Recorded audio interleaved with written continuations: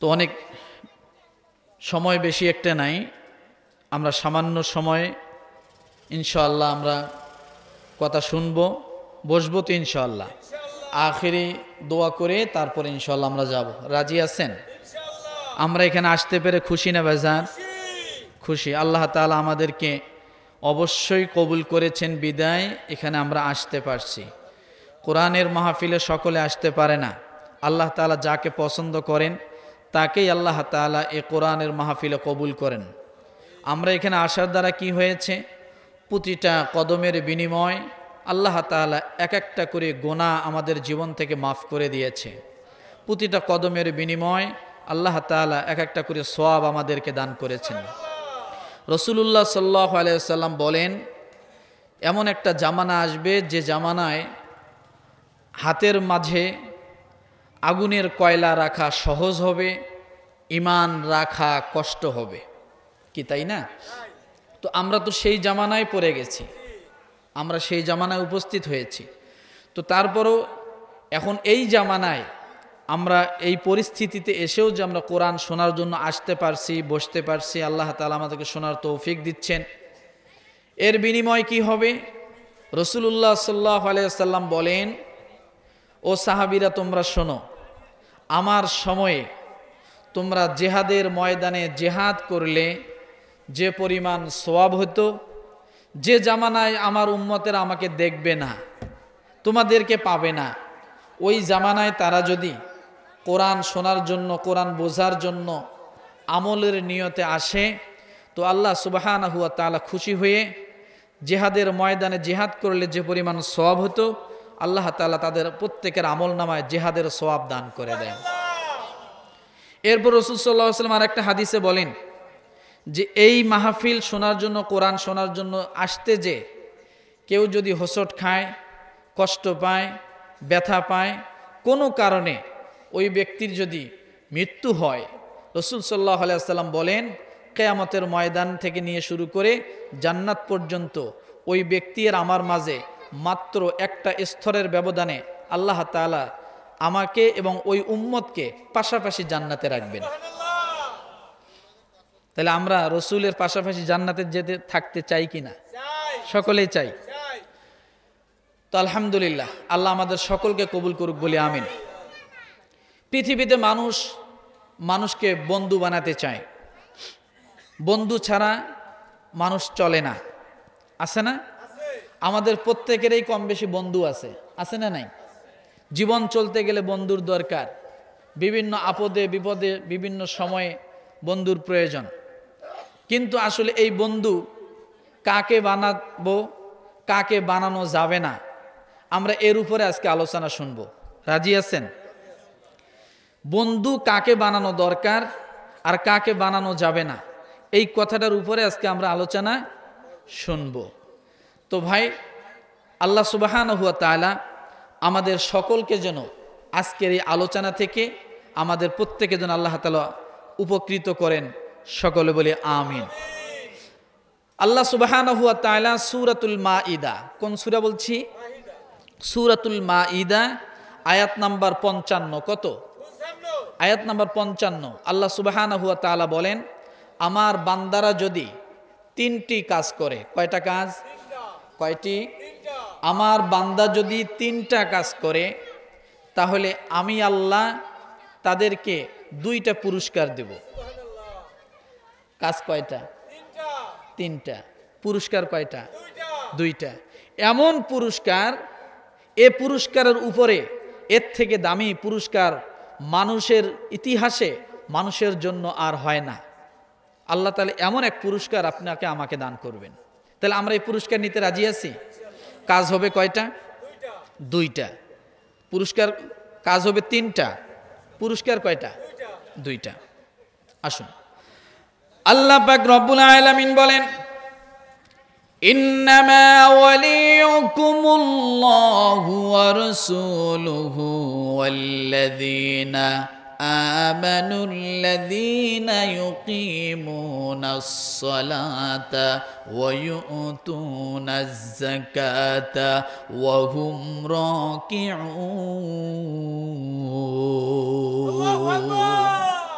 হলো না।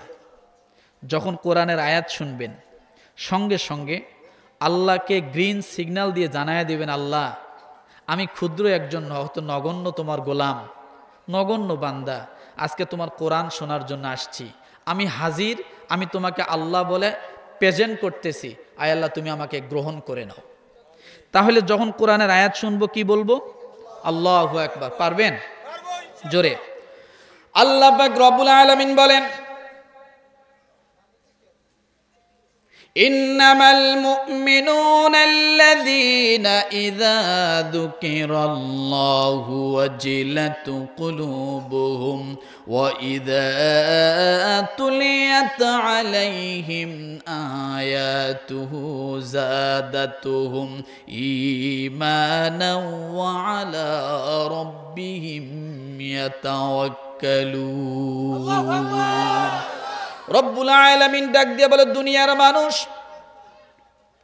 আমি আল্লাহ তাআলা দুনিয়ার সমস্ত মানুষদেরকে একত্রিত করলাম না।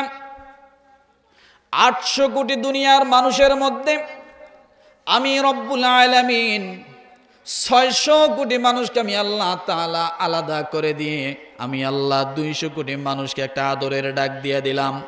200 কোটি মানুষের জন্য আমি আল্লাহ তাআলা মেসেজ এবং প্যাচেজটা দিয়ে দিলাম। ও দুনিয়ার মানুষ, যে সমস্ত মানুষেরা মুমিন, যারা মুমিন বলে সাব্যস্ত হয়েছে, একজন মানুষ যখন মুমিনের সার্টিফিকেট পায়, ও মুসলমান, আমার আল্লাহ তাআলা তার জন্য দুনিয়া আখিরাতের সমস্ত অভাবগুলো মিটায়ে দিবে। 1 নম্বরে। দ্বিতীয় নম্বরে, মুমিনের সার্টিফিকেট যে সমস্ত মানুষগুলো পাবে, আমার আল্লাহ ডাক দিয়ে বলে, বান্দারে তুমি যখন মুমিনের সার্টিফিকেট পেয়ে যাবা, তোমার যখন মৃত্যু হয়ে যাবে, কবরের মতো জায়গায় যখন তুমি ঢুকে যাবে, আমি আল্লাহ তোমার জীবনের জন্য কবর আযাব আমি আল্লাহ মাফ করে দিয়ে দিব। কিসের সার্টিফিকেট? কিসের? যে ব্যক্তি মুমিনের সার্টিফিকেট পাবে। রব্বুল আলামিন শুধু তাই বলে শান্ত হলেন না, যে মানুষটা মুমিন বলে সাব্যস্ত হয়ে যাবে, আল্লাহ তাআলা ডাক দিয়ে বলে, হাবিব আপনি জানায়া দেন, আমি আল্লাহ ওই মানুষটাকে কবর থেকে যখন কিয়ামতের ময়দানে উঠাবো, ওই কিয়ামতের ময়দানে কোথাও তেমন কোনো ছায়ার ব্যবস্থা থাকবে না, আমি আল্লাহ তাআলা স্পেশাল একটা ছায়ার ব্যবস্থা করে রাখবো আমার কিছু সংখ্যক আদরের মোহাব্বতের বান্দাদের জন্য। তাদের মধ্যে যারা মুমিন বলে সাব্যস্ত হবে, আমার আল্লাহ তাআলা ডাক দিয়ে বলে, দুনিয়ার মানুষ তোমরা শুনে রাখো, আমি আল্লাহ তাআলা তোমাদেরকে আরশের নিচে ছায়ার ব্যবস্থা করে দিব। এই গেল 3টা। দুনিয়ার আখিরাতে তার কোনো অভাব থাকবে না, কবরের জীবনে আযাব থাকবে না, আরশের নিচে বান্দা ছায়া পাবে। 4র্থ নম্বরে আল্লাহ ডাক দিয়ে বলে, দুনিয়ার মানুষ,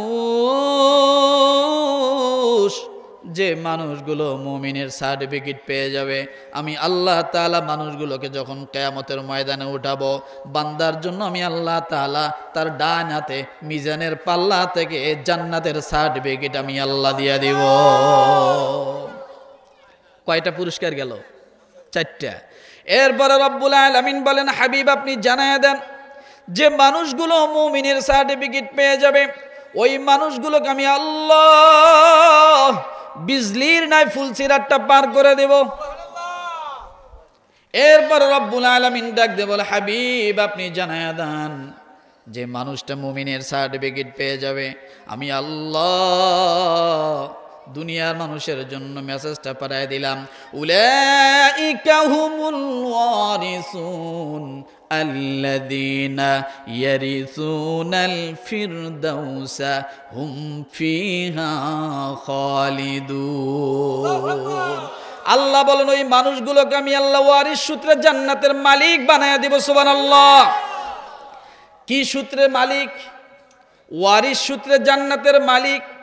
আমাদের আব্বা জান ছিল জান্নাতে, আমাদের আম্মা জান ছিল জান্নাতে, আমরা আদম আলাইহিস সালাতু ওয়াস সালামের সন্তান, ওই হিসাবে আমাদের আব্বার ওয়ারিস সূত্রে আমরা জান্নাতের মালিক। কথা ঠিক কিনা? আল্লাহ ডাক দিয়ে বলে, বান্দারে যারা মুমিন হয়ে যাবে, আমি আল্লাহ তাআলা তাদের জন্য জান্নাতের 8টা দরজা খুলে দিয়ে দেব। তাহলে মুমিন হওয়া দরকার আছে না নাই? আল্লাহ বলেন মুমিন হতে গেলে মুমিনের পরিচয় এবার শোনো। ইন্নামাল মুমিনুনা আল্লাযীনা ইযা যুকিরাল্লাহ, বান্দার সামনে যখন আমি আল্লাহর জিকির করা হয়, আমি আল্লাহর প্রশংসা করা হয়, আমি আল্লাহর বরত্বর কথা বলা হয়, তখন মুমিনের দিলটা নরম হয়ে যায়। কি হয়ে যায়? মুমিনের দিলটা নরম হয়ে যায়, মুমিনের দিলটা সংকুচিত হয়ে যায়। মুমিন নীরবে নির্জনে আল্লাহকে আল্লাহ বলে চোখের পানি ফেলায়, বালিশে মাথা দিয়ে আল্লাহর কথা যখন স্মরণ করে, মালিক এই যে মাথাটা বালিশের মধ্যে দিলাম, জানি না আগামীকাল আর জীবিত হয়ে থাকবো কিনা, আয় আল্লাহ আমার জন্য যদি জীবনের শেষ রাত এইটা হয়ে থাকে, আমার জন্য যদি জীবনের শেষ সূর্যটা ডুবে যেয়ে থাকে, তাইলে হয়তো আমার নাম কালকে লাশ হয়ে যাবে, আমার নাম আব্দুল করিম আব্দুল গফফার নামের আর তেমন কোনো পরিচয় থাকবে না। আমার আল্লাহ ডাক দিয়ে বলে, বান্দারে যে মানুষের সামনে আমার বরত্বর কথা বলা হয়, ওই মানুষের দিলটা নরম হয়ে যায়, সংকুচিত হয়ে যায়। শুধু তাই নয়, আল্লাহ বলেন ওয়া ইযা তুলিয়াত আলাইহিম আয়াতুহু যাদাতুহুম ঈমানা। আল্লাহ বলেন ওই মুমিনের সামনে যখন কোরআনুল কারীমের আয়াতগুলো তেলাওয়াত করা হয়, কোরআনের আয়াত যখন তাদের সামনে কানের মধ্যে শ্রবণ করে, আমার আল্লাহ ডাক দিয়ে বলে, বান্দারে ঘুমান্ত ইমানটা, ঝিমান্ত ইমানটা, অল্প ইমানটা কোরআনের আয়াত শ্রবণ করার সঙ্গে সঙ্গে আমি আল্লাহ বান্দার ইমানটা আমি আল্লাহ আরো মজবুত করে দেই।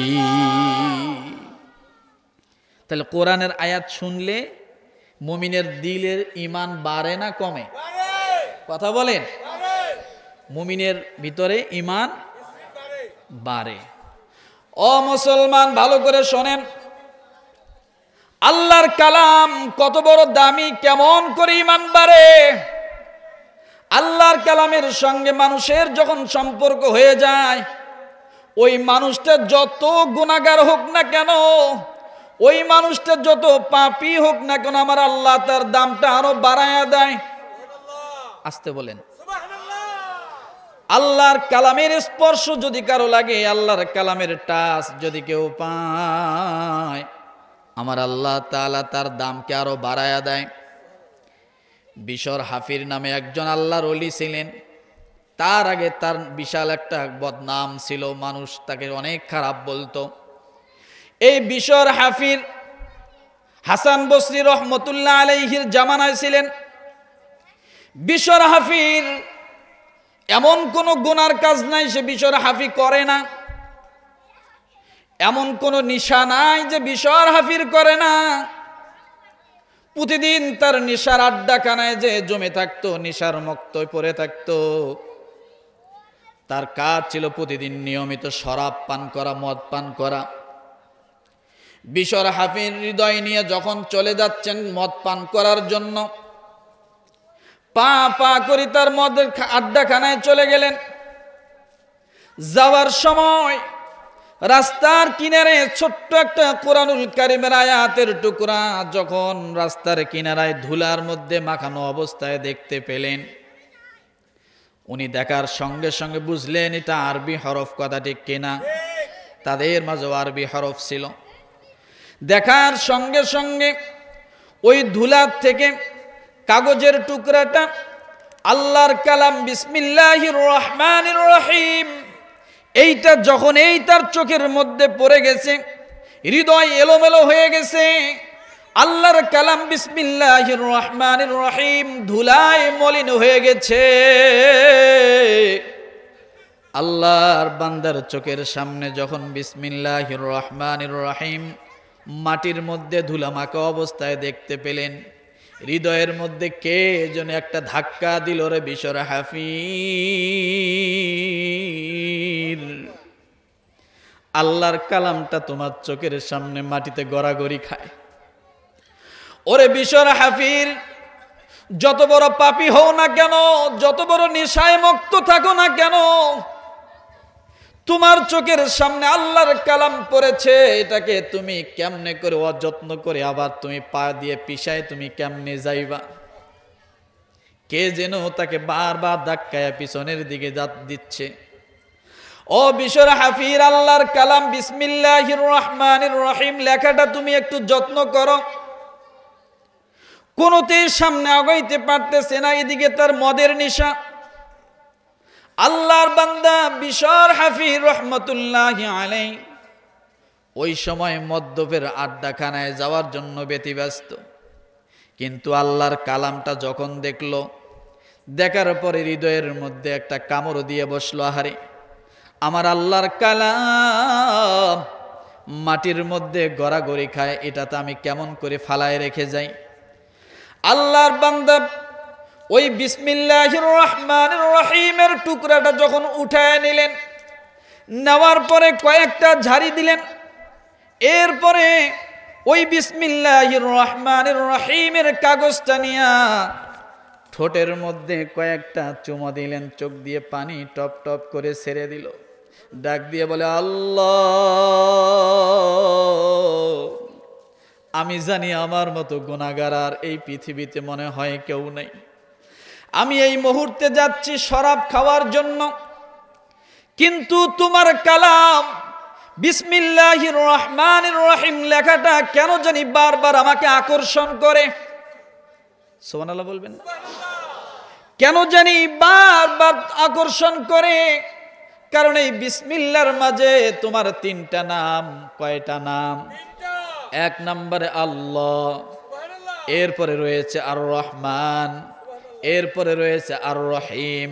বিসমিল্লাহির রহমানির রহিম,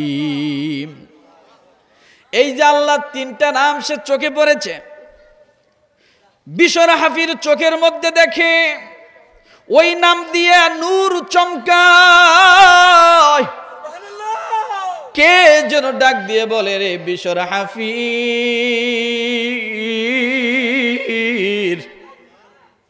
আমি আল্লাহর নামটা তোমার চোখের সামনে পড়ার পরে তুমি কেমন করে রেখে যাইবা? বিশর হাফির আল্লাহর কালামটা বিসমিল্লাহির রহমানির রহিমটা নিয়ে কয়েকটা ঝাড়া দিলেন, ঝেড়ে বিশর হাফির একটা উঁচু জায়গায় সংরক্ষণ করে রাখলেন। বিশর হাফির আল্লাহর কালামটা সংরক্ষণ করে রাখার পরে তার মদ্যপশালায় যখন চলে গেলেন, ওখানে যাইয়া মদ পান করে একবারে বেহুশ হয়ে পড়ে রয়েছে। আমার আল্লাহ তাআলা বিশর হাফির দিকে তাকায় আছেন কিনা বলেন? দুনিয়ার কোন মানুষ যা দেখে না, দেখে কে? আল্লাহ। আল্লাহ চোখ থেকে কোনো কিছু ফাঁকি যায় না, কথা ঠিক কিনা? আল্লাহ সব ঘটনা দেখলেন। বিশর হাফির মদ খাওয়ার জন্য রাস্তায় চলে, কিন্তু বিসমিল্লাহির রহমানির রহিম চোখে পড়ার সঙ্গে সঙ্গে হৃদয়ের মধ্যে কেন জানি একটা ধাক্কা মারলো। রে বিশর হাফির, জীবনে কত গুনাহ করলা, কত অন্যায় করলা, আল্লাহর হুকুম তুমি সঠিকভাবে পালন করো না, কিন্তু আমি আল্লাহর কালাম আজকে মাটির মধ্যে গড়াগড়ি খায়া ময়লার মধ্যে পড়ে আছি। বিশর হাফির মনের মধ্যে, হৃদয়ের মধ্যে একটা ধাক্কা লেগে গেল। আমি যত পাপী হই না কেন, যত গুনাহগার হই না কেন, আল্লাহর কালামকে হেফাজত করে এটা আমার ইমানি দায়িত্ব, কথা ঠিক কিনা? কিন্তু বর্তমান সময়ে দেখা যায় আল্লাহর কালাম পড়ার কেউ নাই, শোনারও কেউ নাই। যদি থাকতো আজকের অবস্থা অবশ্যই আমরা এখান থেকে প্রমাণ করে যেতে পারতাম, কথা ঠিক কিনা বলেন? কিন্তু আজকের অবস্থা প্রমাণ দেখায় আল্লাহর কালামের জন্য আমরা তেমন কেউ ব্যতিব্যস্ত নই। কিন্তু দেখা যাচ্ছে একটা গানের শিল্পী যদি আসতো, জায়গা কোথাও ফাঁকা থাকতো না। থাকতো নাকি? জায়গা কোথাও ফাঁকা থাকতো না। ও মুসলমান, সকলকেই মরতে হবে, সকলকেই সাদা কাপড়ের কাপড় পরতে হবে, এই দুনিয়ার মায়া সকলকেই ছাড়তে হবে। কিন্তু আপনি আমি যখন ভালো তেমন কোনো কাজ করব না, আল্লাহ কার দ্বারা কি কাজ করায় দেখেন। বিশর হাফির মদ্যপশালায় যায় বেহুশ হয়ে পড়ে আছে, একবারে তন্দ্রা বেহুশ অবস্থায় আছে, কোনো হুশ নাই। রব্বুল আলামিন ইলহামের মাধ্যমে ওই জামানার সর্বশ্রেষ্ঠ জগৎ বিখ্যাত আলেম, জগৎ বিখ্যাত আল্লাহর ওলি হাসান বসরি রহমতুল্লাহ আলাই, তাকে ডাক দিয়ে বলতেছে রে হাসান বসরি রহমতুল্লাহ আলাইকে ডাক দিয়ে বলতেছে, ও হাসান, তুমি তো অনেক বড় জগৎ বিখ্যাত একজন ওলি হয়েছ, কিন্তু আমার আরেকজন বান্দা আমি আল্লাহ তাকে ওলি বানায় নিতে চাই। কি বানায় নিতে চাই? হাসান বসরি রহমতুল্লাহ আলাই তাকে কে যেন স্বপ্নে যোগে ডাক দিয়ে বলে, রে ও হাসান, তুমি অনেক বড় জগৎ বিখ্যাত